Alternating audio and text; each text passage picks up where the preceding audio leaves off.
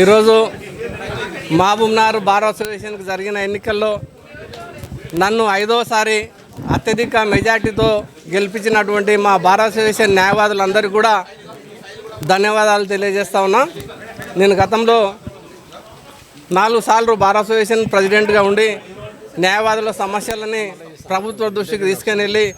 చాలా సమస్యలు health cards విషయంలో కానీ లేదంటే ఇక్కడ పార్కింగ్ విషయంలో కానీ ఇటువంటి సమస్యలన్నీ పరిష్కరించగలిగినాం. రాబో రోజుల్లో ఏదైతే రాష్ట్రంలో ఉన్న అందరు న్యాయవాదులను కలుపుకొని జూనియర్ న్యాయవాదులకు స్టైఫండ్ విషయంలో కానీ ఇన్సూరెన్సుల విషయంలో కానీ